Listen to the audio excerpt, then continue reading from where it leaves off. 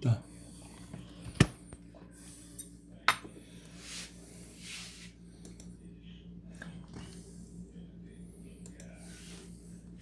Boa noite, voltamos para iniciar a nossa segunda parte, né?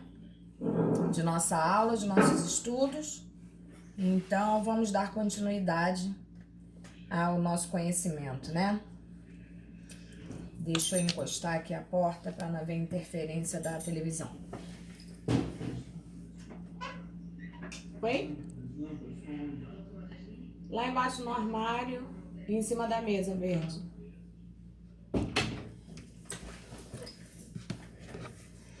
Bom, gente, eu sei que é muita coisa na cabeça de vocês, mas durante esse intervalo, alguns alunos entraram e falaram comigo no privado,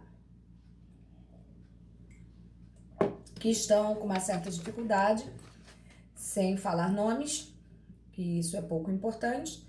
O importante é que um grande número de alunos, tá realmente com dificuldade dentro da parte processual. O processo, na verdade, não é uma matéria muito fácil, né? Porque é uma matéria que demanda muito conhecimento e, em verdade, é uma matéria tensa, né? Porque o aluno tem que gostar e, em regra, é uma matéria pesada, um pouco chata, né? Mas eu tenho certeza que vocês vão compreender o contexto na totalidade. Já me coloquei à disposição para qualquer dificuldade estar atuando aí com vocês. Eu tento da melhor forma possível. Vocês sabem que eu não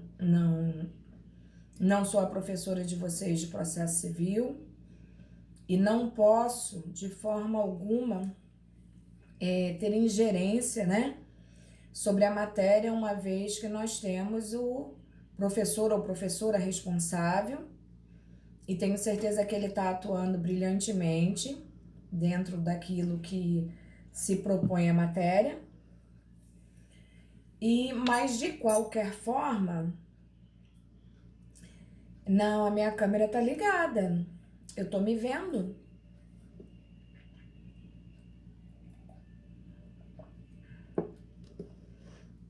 Vocês estão me vendo? Beleza. Beleza. Então, o que eu posso fazer é o que eu tento fazer o máximo com vocês, né? Que é sempre colocar uma observação, botar em negrito, trazer uns lembretes. E tudo aquilo que vocês tiverem dificuldade, podem vir a mim, podem ir ao professor de vocês ou à professora. Tenho certeza que também não vai haver negativa por parte de ninguém, mas fiquem tranquilos, porque aquilo que a gente puder sanar e ajudar, a gente fará. Gente, eu tô ouvindo um ronco aqui e é o meu cachorro. Vocês não têm noção. Tô assustada. Mas fiquem tranquilos que eu darei aquele apoio que vocês realmente necessitarem aí. Era isso que eu queria falar, tá?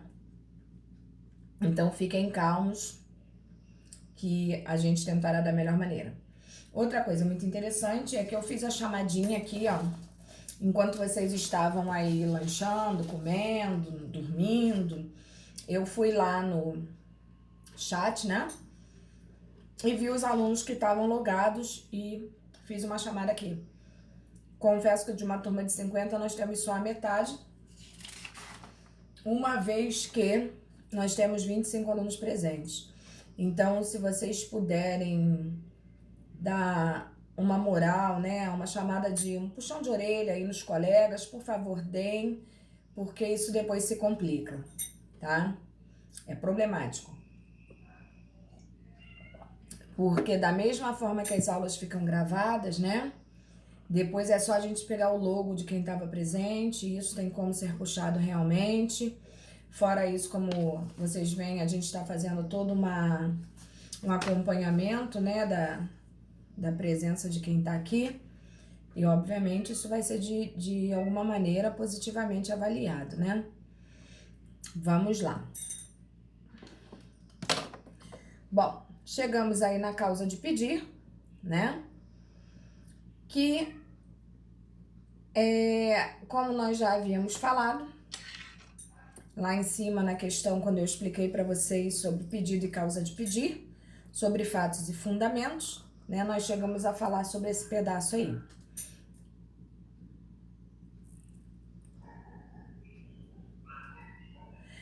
Dinho, é complicado. A gente sabe que alguns têm dificuldade de acesso, né? Mas vamos ser sinceros, é uma minoria, né? Porque se eu acreditar que na atualidade, né, dificilmente a gente vê uma pessoa que não possua telefone. E assim, sem querer interferir na vida de ninguém, porque esse não é meu papel, mas as pessoas quando querem, né, elas conseguem de alguma forma um acesso, um Wi-Fi de alguém, uma coisa assim, e as dificuldades elas acontecem, né? E a gente tá aí para isso. E eu tenho certeza que isso é uma minoria. Mas é óbvio também que existem aí pessoas que não querem assistir, né? Não querem ter esse trabalho que vocês estão tendo. E o que que acontece? Enquanto existir gente para passar material, aula, tudo, eles vão ter essa facilidade, só que depois, como é que faz, né?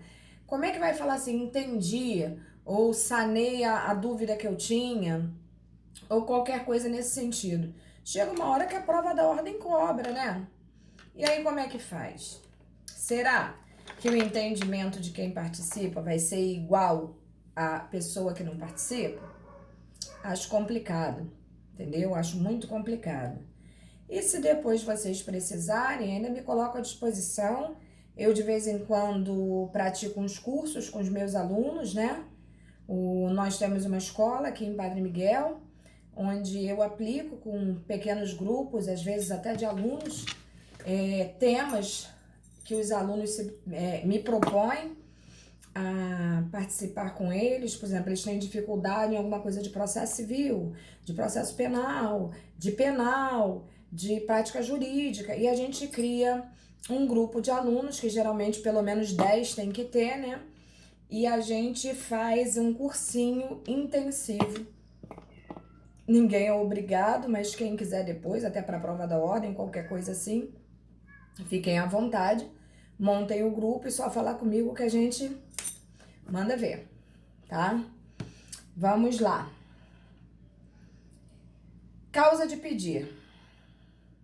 Beleza, Vanessa? Ai, meu Deus, gente, é um cachorro e agora um gato pedindo para abrir a porta, socorro. Vem, chatura, vem. Vamos lá. A petição inicial indicará o fato e os fundamentos jurídicos do pedido, que nós já havíamos visto que são a causa de pedir, né? Ao buscar o poder judiciário, a parte pretende algo, mas não basta na inicial indicar o quê? É necessário também indicar o porquê se quer, tá?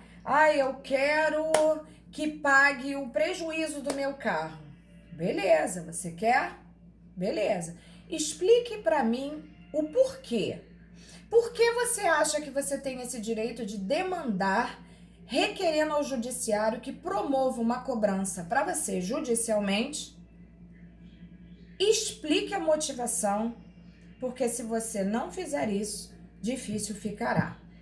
Então, não basta dizer o quê, tem que dizer o porquê, tá? E isso se traduz em fatos e fundamentos. E aí, você vai materializar o pedido que deve ser feito. Não esqueça, peçam tudo o que tiver que pedir. Pedir não ofende. O não nós já temos. O que vier além do não pra gente é lucro.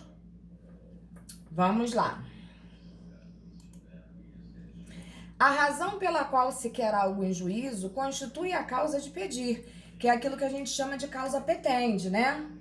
Com as partes, o inciso 2 ali, e o pedido, inciso 4. A causa de pedir é um dos elementos identificadores da ação, que também nós já comentamos lá atrás.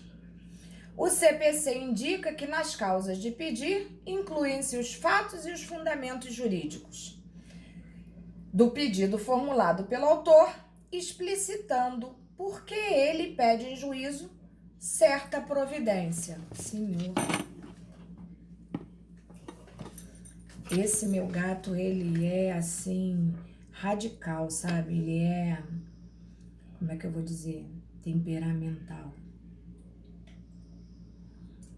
Ele acha que é meu dono. Eu sou a humana dele. Vamos lá. OBS.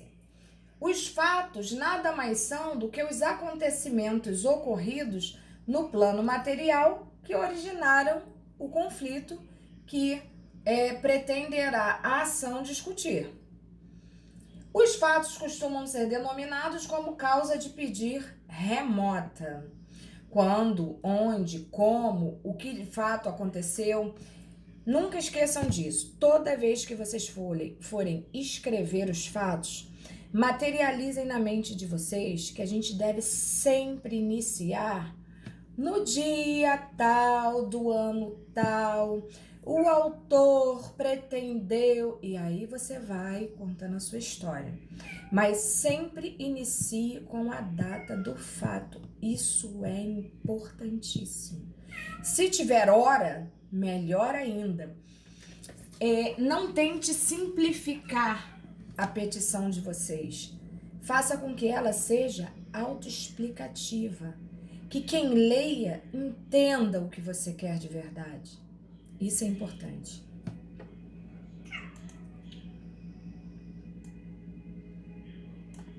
Bom, já por fundamentos jurídicos, entende-se a consequência jurídica pretendida pelo autor. Causa de pedir próxima, que é como a gente chama. Decorrente dos fatos anteriores narrados, razão pela qual surge o dever de indenizar, por exemplo. Como eu expliquei para vocês anteriormente, se alguém bate no meu carro, obviamente, se eu não dei causa, se eu não tive culpa, nada mais justo do que aquela pessoa me indenizar. Mas não basta que eu peça, eu tenho que explicar por que eu estou pedindo. Tenho realmente esse direito? Se tenho, tem que ser demonstrado. E isso a gente demonstra com os fundamentos jurídicos.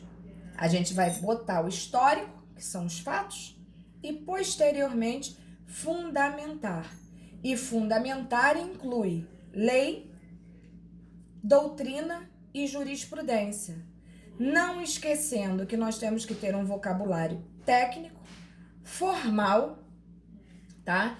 E que não podemos nos referir ao autor e réu como o fulano, a fulana. Não, autor e réu. A autora pretende que o réu se incumba de resolver tal situação, uma vez que gerou aflição, gerou dano ao seu patrimônio, perda de patrimônio. Então, isso tudo vocês têm que explicitar na petição de vocês. E, para tanto, vocês têm que se fazer entender. Eu sei que não é muito fácil, mas o direito em si, ele já é complexo. Pode fechar. É porque esse gato tá perturbando aí. Tranquilo, gente? Deu para entender até aqui? Beleza. Na elaboração da petição, o advogado deve sempre analisar sua peça para verificar se há lógica entre os fatos e os fundamentos jurídicos e o pedido. As três coisas têm que se coadunar. Eu não posso falar uma coisa no fato e na hora que eu for fundamentar, boto uma coisa muito esquisita que nada tem a ver com aquilo ali, e na hora de pedir, muito menos. Então, as três coisas têm que andar em conjunto, tá? Pois se o juiz entender que a exposição dos fatos não está clara, é possível determinar a emenda da inicial ou, caso não seja solucionado o problema, decidir pela extensão do processo sem resolução do mérito, como já foi falado. O pedido, né, que é o que está praticamente finalizando a nossa petição, é extremamente importante que nós não esqueçamos nada no pedido, mais fácil a gente pecar por excesso do que por omissão, né? A petição inicial indicará tudo, o artigo 319 vem nos informando. O pedido com as suas especificações. Para o jurisdicionado, o que efetivamente interessa em uma petição inicial é o pedido, porque na verdade o seu cliente ele tá pouco se lixando o que você vai botar na petição. O importante para ele é o que você vai pedir, que é o interesse dele, né? Como você vai fazer para fazer isso, ele não tá nem aí. Ele quer saber que o pedido dele seja aceito. É ele que o motiva a procurar uma proteção judiciária. Assim, se um autor sofreu danos e quer ser indenizado, seu pedido será a condenação do réu a pagar a quantia em dinheiro capaz de ressarcir os prejuízos experimentados. O que isso significa? Exemplo, você está relatando os fatos. Fulano, no dia tal, o réu, inadvertidamente, ultrapassou o sinal vermelho, ocasionando assim uma colisão entre o réu e o autor. E ali você vai explicando. Acidente esse que não só criou transtornos à vida da autora, mas também lhe trazendo prejuízos, uma vez que o automóvel sendo levado a uma autorizado a uma oficina mecânica, seja o que for, você vai explicar lá. Foi avaliado seu conserto em XYZ, tem que deixar claro lá o valor, porque este valor vai dizer no final qual é o valor da causa, que é o somatório de todos os valores que você está pedindo, e aí você dará o valor da causa. E você vai fundamentar, né? Que é gerar a motivação para os fatos que você relatou e, posteriormente, fará o pedido com base nos fatos e fundamentos. E você não tem como pedir 15 mil reais de ressarcimento, né, de danos ao seu automóvel, mais 5 mil de danos morais, se lá em cima, nos fatos, você não informou o prejuízo causado e lá embaixo, no fundamento, você não explicou o que motiva aquilo ali. Por que tu tá pedindo um dano moral, por exemplo? Entendeu? E o pedido é o contexto dessas duas coisas conjuntas.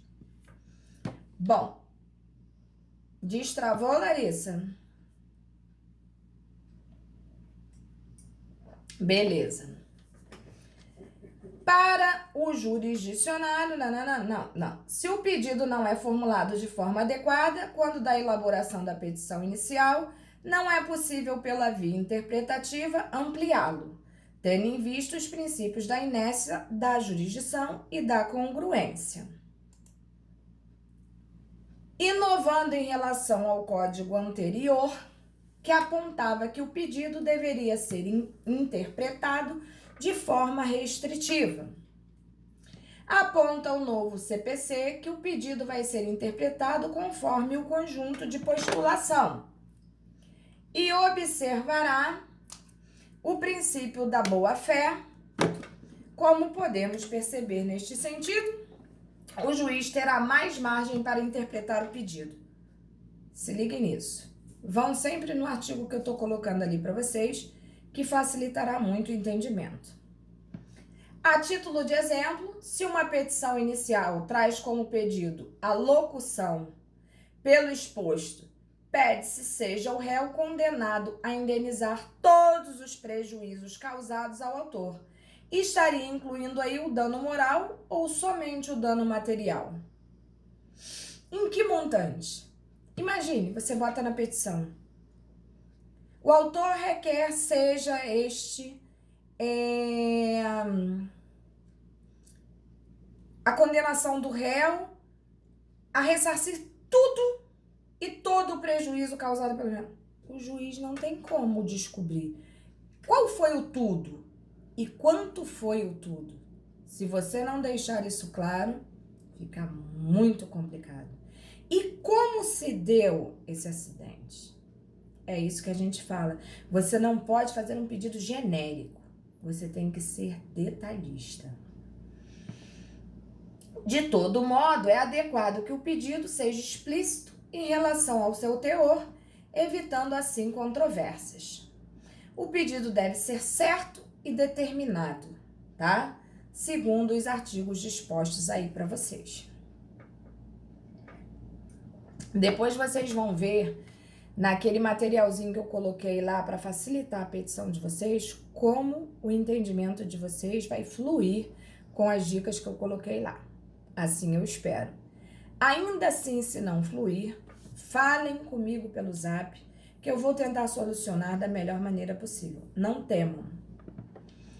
Bom, valor da causa. A petição inicial indicará, também no artigo 319, o valor da causa.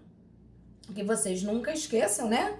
Que o valor da causa é um requisito muitas das vezes esquecido quando da elaboração da petição, como nós já falamos anteriormente. E isso pode atrapalhar também no julgamento da causa, né? O que, de certo, atrapalhará o autor da ação. Portanto, para que não haja problemas, basta que o subscritor da petição observe ao final estar obedecendo os requisitos do 319. Bom, a observação que nós temos aí, diferentemente das demandas cíveis, as causas criminais não exigem indicação do valor da causa. Existe até uma discussão aí, né, que na queixa-crime se exige. Mas isso é muito controvertido e até hoje não chegaram a uma conclusão, uma vez que eles nem ensinam como faz para chegar no valor da causa.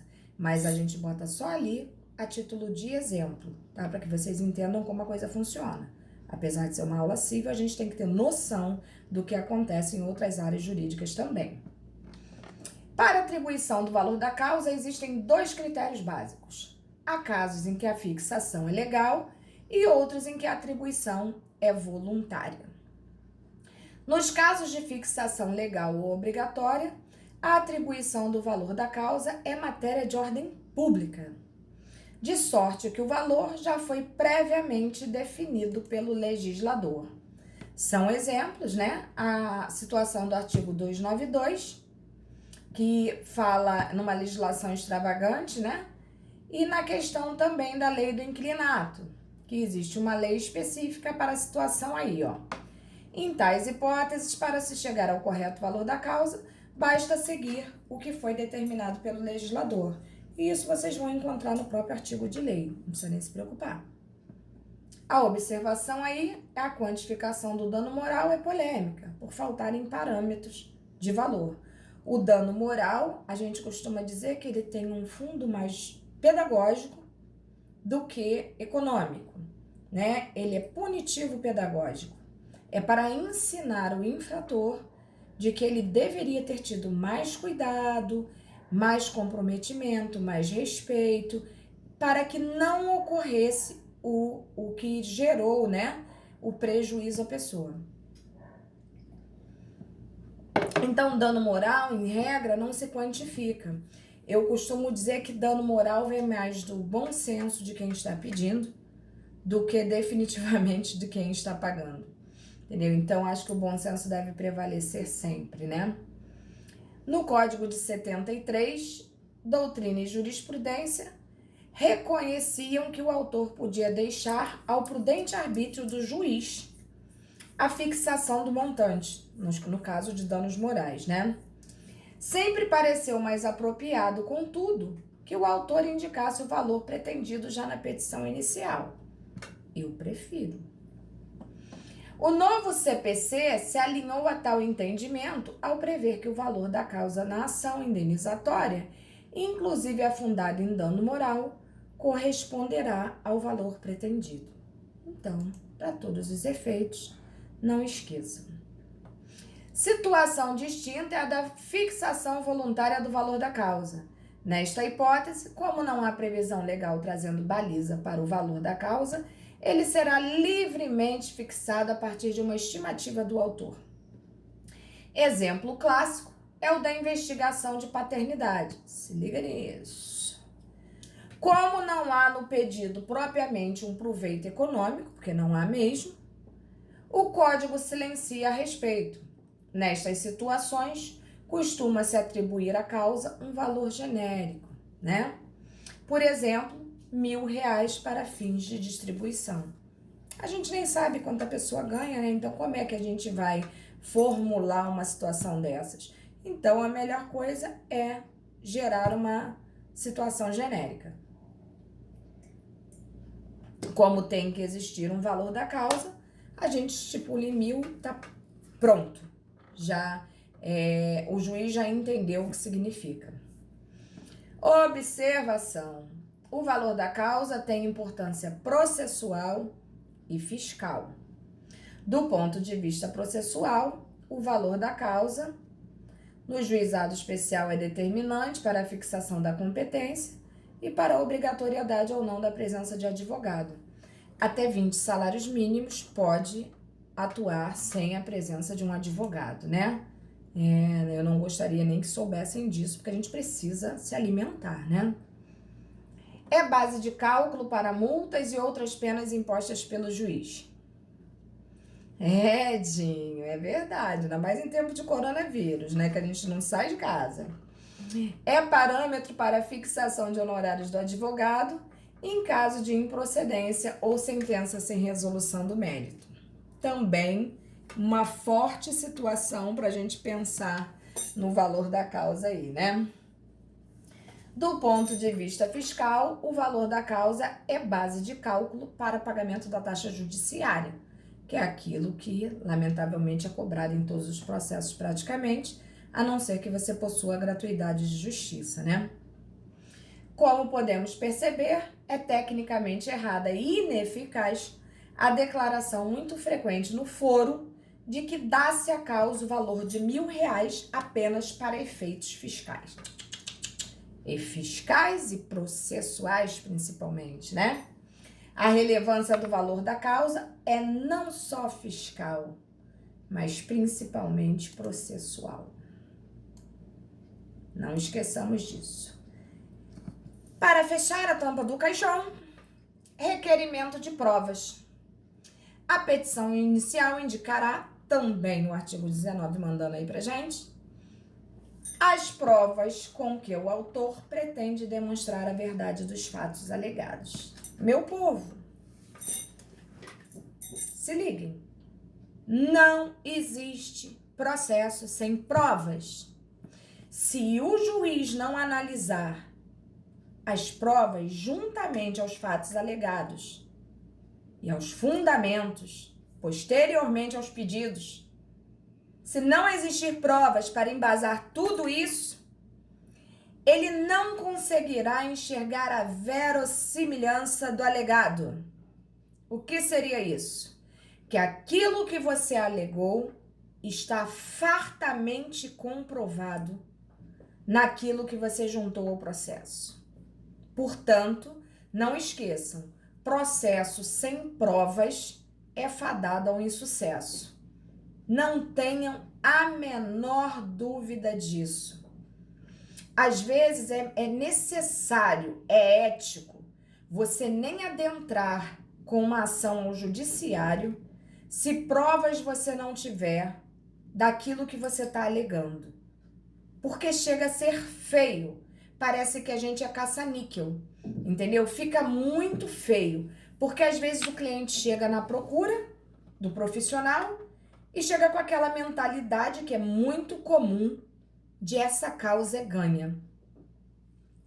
Não existe causa ganha, tá?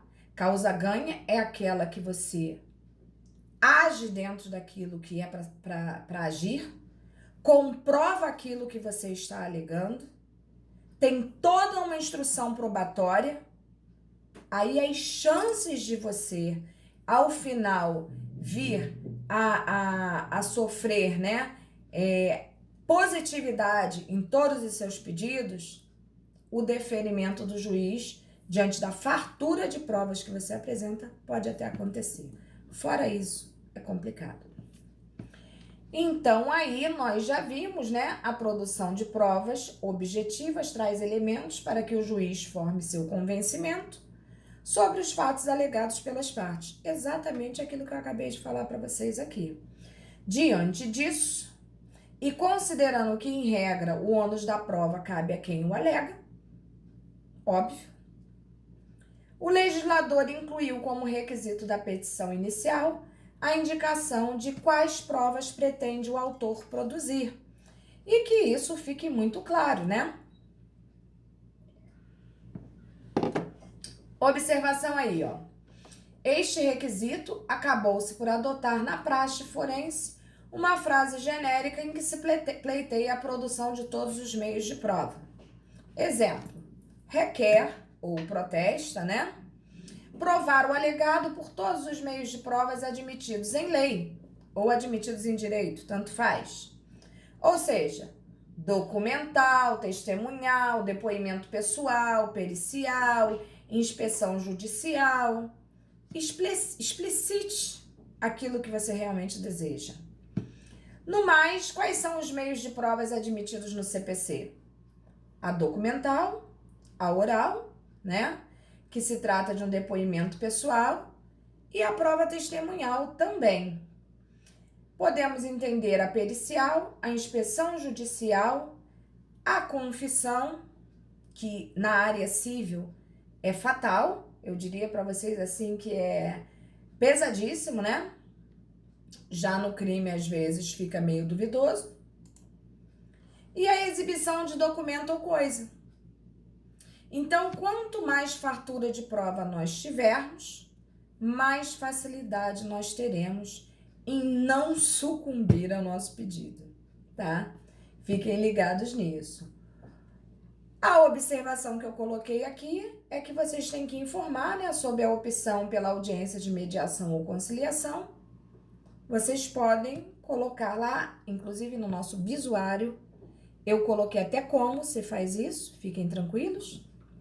Do ponto de vista eminentemente prático, a petição deverá trazer preferencialmente ao final uma simples afirmação, se há ou não interesse do autor em realizar a audiência inaugural de conciliação ou mediação, no silêncio do autor, considerando a opção do Código pelos métodos consensuais, há de se concluir há interesse do autor pela audiência, ou não há interesse do autor pela audiência, tá? No mais, nós acabamos o nosso material 3. Espero ter esclarecido a maior parte da dúvida de vocês, mas eu não gostaria de finalizar a nossa aula agora, uma vez que eu gostaria de falar sobre o nosso trabalho para que seja entregue na segunda-feira, até a segunda-feira que vem. Passarei para vocês posteriormente o e-mail que vocês têm que me mandar esse material. Eu fiz um e-mail só para isso, para que não se misturem com qualquer outra coisa. Como já falei, vocês vão ter que digitar, tá? Passar para PDF para quando vocês me enviarem esse material, ele não desformatar. E no mais, vai no nosso bisuário lá e vocês vão ver que vai ser muito tranquilo. E ainda tranquilo, não tenham dúvidas. Manda um zap aí que a gente tenta resolver. Bom. E aí, todos estão de posse de Rapunzel em mãos?